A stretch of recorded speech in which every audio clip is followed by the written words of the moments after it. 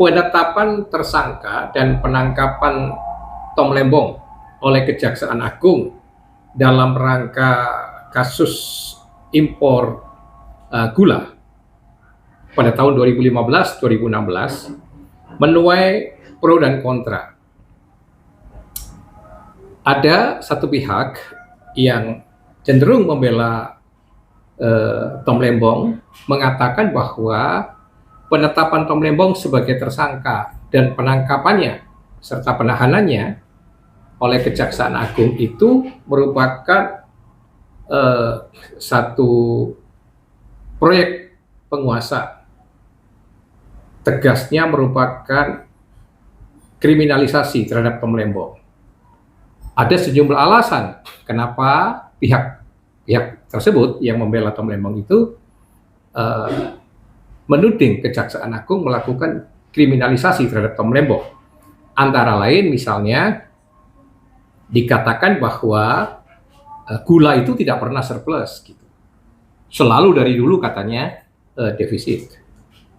Dan di tahun Tom Lembong ketika menjadi Menteri Perdagangan periode 2015-2016 itu memang tidak ada peraturan yang mewajibkan dia harus koordinasi atau keharusan yang melakukan impor itu adalah BUMN.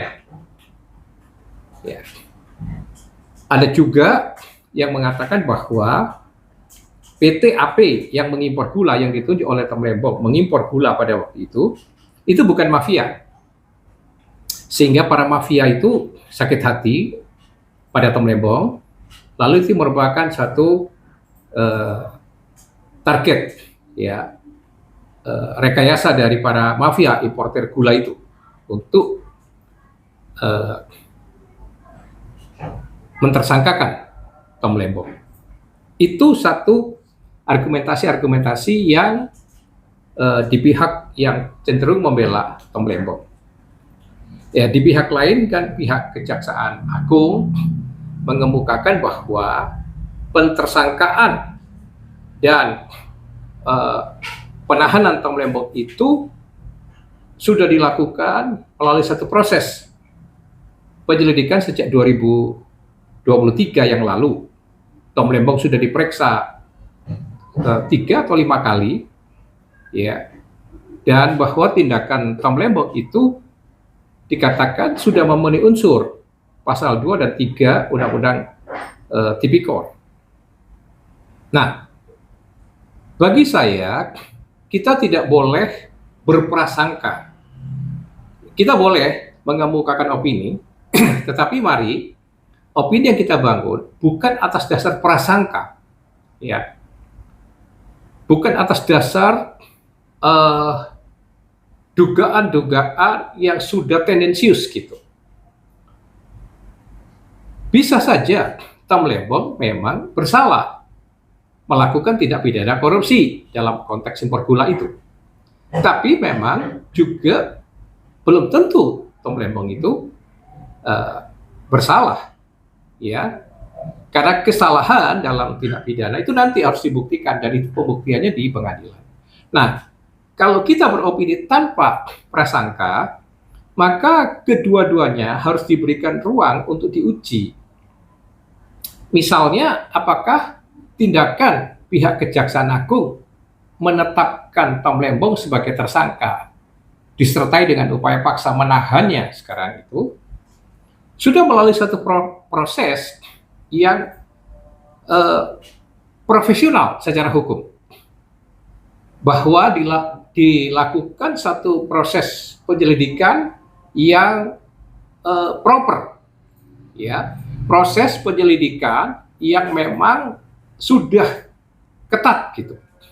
Artinya betul-betul di dalam proses penyelidikan itu diketemukan perbuatan Tom Lembong melakukan korupsi, gitu, disertai dengan minimal 2 alat bukti yang cukup, yang sah dan meyakinkan. Ya, apakah benar pada waktu itu Tom Lembong itu menyalahgunakan kekuasaannya untuk mengimpor gula itu dengan tujuan memperkaya diri sendiri atau memperkaya pihak lain, orang lain, korporasi, ya? Jadi tidak harus memperkaya dirinya sendiri memang, tapi bisa saja yang diuntungkan, yang diperkaya itu pihak lain, pihak korporasi dan sebagainya. Dan apakah pada waktu itu benar diketemukan satu penyalahgunaan wewenang oleh Tom Lembong sebagai Menteri Perdagangan? Ya. Dan itu harus disertai dengan bukti-bukti. Nah, kemudian dari sana kalau pihak Kejaksaan Agung itu meningkatkan penyelidikan itu menjadi penyidikan, menetapkan Tom Lembong sebagai tersangka dengan alat-alat bukti yang cukup tadi, minimal dengan 2 alat bukti yang cukup meyakinkan dan sah secara hukum. Alat buktinya pun tidak boleh diambil dengan cara yang salah, gitu, dengan cara yang melawan hukum. Ya. Dan sekarang masuk ke dalam penyidikan. Lalu untuk mengamankan penyidikan itu, pihak Kejaksaan Agung menangkap Tom Lembong dan menahannya. Ya. Nah, itu nanti boleh diuji. Tom Lembong kalau merasa banyak kejanggalan dalam proses penyelidikan dan penyidikan ini, termasuk kalau adanya pemaksaan-pemaksaan, penekanan-penekanan, ya, tidak adanya alat-alat bukti yang sah dan meyakinkan secara hukum, Tom Lembong bisa menguji semua langkah-langkah Kejaksaan Agung itu melalui proses diajukan pra peradilan misalnya.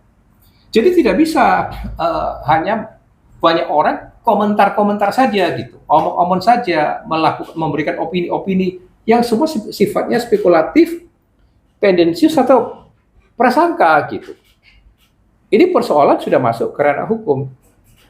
Jadi tindakan penyelidikan, penyidikan oleh Kejaksaan Agung itu harus bisa dilawan, bisa diuji secara hukum juga. Mekanismenya lewat pra peradilan, misalnya seperti itu. Atau nanti dalam pertempuran di persidangan, pihak Tom Lembong harus punya tim yang kuat sekarang, tim pembela yang kuat untuk bisa berargumentasi, bertarung nanti di pengadilan. Jangan berasumsi bahwa selalu jaksa itu lebih pandai, lebih pintar, dan selalu bisa membuktikan. Belum tentu, gitu. Semua harus fair trial dalam pengadilan yang terbuka untuk umum, yang fair, yang objektif, gitu, yang adil. Nah, kita mengharapkan pengadilan hakim-hakimnya nanti seperti itu. Ini baru saja nih kasus-kasus hakim terlibat, ya, OTT, penyuapan, terbongkarnya maklar kasus oleh mantan pejabat Mahkamah Agung dan sebagainya. Saya mengharapkan hakim-hakim kembali kepada fitrahnya sebagai pengadil yang jujur, yang fair.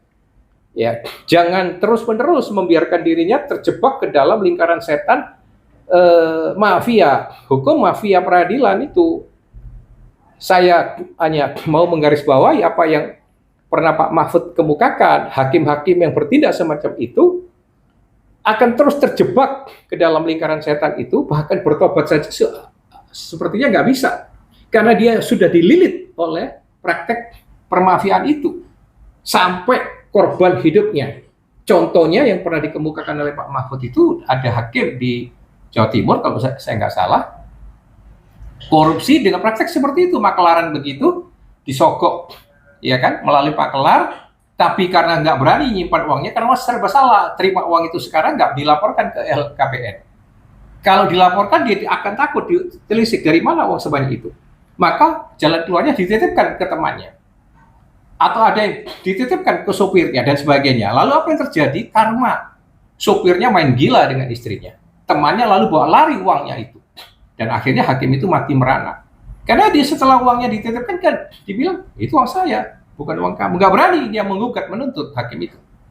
Contohnya. Dan sekali terjebak ke dalam permafiaan itu, begitu terus, hakim itu nggak bisa keluar karena akan terus ditodong. Kamu sudah mafia dulu, kamu sudah terima uang sokongan saya, sekarang kalau saya ada kasus, kamu harus lakukan ini. Kalau nggak dibongkar. Disandera kan hakim semacam itu. Kira-kira semacam itu politik penyanderaan itu bukan hanya di seringkali kita dengar yang dituduhkan dinisbahkan pada Pak Jokowi, pada menteri-menterinya atau pejabat-pejabatnya, enggak. Ternyata di kalangan hakim juga modusnya begitu. Hakim yang mau terjebak korupsi, nah, terus disandera itu dengan praktek itu. Makanya sulit untuk sekali terjebak ke situ, mau kembali ke jalan yang benar susah. Karena itu sebaiknya hakim-hakim yang masih lurus, yang masih murni, yang masih banyak itu sebenarnya tetaplah lurus, termasuk nanti ketika baik di tingkat pra-peradilan maupun di tingkat pengadilan secara di pokok perkaranya, itu hakim-hakim yang mengadili Tom Lembong ini jadilah hakim-hakim yang bersih dan lurus, yang jujur, yang adil, yang fair, ya, gitu. Jadi boleh saja pihak-pihak ini membela Pak Tom Lembong, tapi nggak ada gunanya kalau pembelaan itu hanya bersifat opini-opini di luar saja. Masukkan pembelaan itu ke dalam ranah hukum. Jadi teman-teman yang ada di sana, yang tadi menyaksikan maksud saya ya, yang meragukan bahwa penetapan tersangka Tom Lembong ini adalah benar-benar penegakan hukum, itu dengan semua argumentasinya itu, boleh saja melakukan pembelaan, membentuk tim menjadi pembelanya Tom Lembong, tapi harus masuk sampai ke ranah hukum. Nah, walaupun itu Kejaksaan Agung, mereka juga tidak bebas untuk berbuat semena-mena, kan mereka juga harus tetap ikut koridor penegakan hukum itu. Jadi boleh diuji, boleh. Jadi warga masyarakat harus mulai sadar akan hak-haknya itu, tidak perlu takut. Ya, Tom Lembong kalau merasa tidak bersalah dengan segala argumentasi, ya boleh menguji apa yang dilakukan oleh pihak Kejaksaan Agung itu. Apalagi kalau nanti disertai dengan intimidasi, tekanan-tekanan, ya kan, gertaan-gertaan, gitu kan. Nah, itu ungkapkan saja. Pak Tom juga harus mengungkapkan semuanya itu. Apa yang pernah dia alami di 2015 sampai 2016 ketika dia menjadi Menteri Perdagangan, bagaimana praktek permafiaan, bagaimana praktek impor gula, atau juga bahkan di bidang-bidang komoditi yang lain, ungkapkan saja kepada masyarakat, kepada publik. Ini saatnya, belak-belakan, bongkar-bongkaran, gitu, saatnya. Nah, ini juga harus dijauhkan dari tendensi, dari prasangka bahwa ini merupakan satu rekayasanya rezim yang baru, rezimnya Pak Prabowo, dan sebelum Pak Prabowo saya kira belum ke sana. Ini kan Pak Tom ini sudah di 2023 penyelidikan, gitu ya. Nah, justru kita mengharapkan rezim Pak Prabowo ini betul-betul menginstruksikan kepada institusi Kejaksaan Agung, kepada Polri. Yang saya belum dengar itu nama KPK disinggung oleh Pak Prabowo, gitu. Apakah Pak Prabowo ini masih menyaksikan KPK atau bagaimana? Ya, sekarang kan kita lihat tendensinya itu tidak pidana korupsi dilakukan oleh semua Kejaksaan Agung. Kalau memang KPK itu dirasa sudah nggak ada gunanya, nggak perlu, ya bubarkan saja, dilikuidasi saja, dikembalikan, toh penyidiknya, penuntutnya itu ada banyak polisi, banyak jaksa, untuk apalagi KPK kalau memang KPK dirasa sudah tidak berwibawa lagi, gitu. Jadi biar aja kembali. Nah, tinggal sekarang bagaimana kontrol pengawasan kepada institusi APH ini, baik polisi maupun Kejaksaan Agung. Nah, saya kembali menggarisbawahi seperti yang dikatakan oleh Menteri Perumahan Marwara Sirait itu, kontrol itu jangan hanya resmi saja lewat DPR, enggak, belum tentu efektif. Rakyat bersuara, beranilah rakyat bersuara, tapi bersuaralah tanpa tendensi kebencian, tanpa tendensi kecurigaan, ya, tetapi beropinilah dengan fair, dengan jujur, dengan adil, untuk mengontrol agar proses penegakan hukum pada siapapun, termasuk nanti kan dikatakan oleh Direktur Penyidikan itu, Abdul Kohar, misalnya dari Kejaksaan Agung, juga tidak menutup kemungkinan apakah menteri-menteri setelah Tom yang juga melakukan importasi itu juga akan dicokok, akan disidik, akan ditetapkan sebagai tersangka. So, tidak fair kalau hanya Tom misalnya sebagai Mendak dituduh melakukan penyalahgunaan jabatan dengan impor itu, tapi karena menurut cerita, menurut data kan semua menteri-menteri perdagangan setelah dia atau sebelum dia kan juga melakukan impor gula itu, ya. Nah, itu harus terus-menerus juga diingatkan kepada pihak Kejaksaan Agung agar fair, jangan melakukan penegakan hukum itu dengan pilih kasih, ya, dengan tebang pilih. ya dengan diskriminasi karena referensi politik atau order. Tapi lakukanlah penegakan hukum itu yang fair, yang jujur, yang adil, yang betul-betul untuk semua. Jadi siapapun yang bersalah. Saya katakan sekarang banyak pejabat itu merasa wah berkuasa. Ingat loh, karma itu tetap karma. Ya, jadi jangan merasa karena berkuasa lalu seakan-akan nggak bisa diapa-apain, nggak ada yang bisa melawan. Sebab balasan atas kejahatan kita, atas ketidakadilan kita, itu bisa nggak usah harus lewat sesama manusia, bisa lewat alam, bisa penyakit, bisa kecelakaan, ya, bisa keluarganya morat-marit seperti tadi kayak hakim-hakim itu dan sebagainya. Hati-hati, itu bentuk-bentuk karma. Saya lebih percaya kepada hukum sebab akibat itu. Apa yang kita perbuat, apa yang kita tabur akan kita tuai.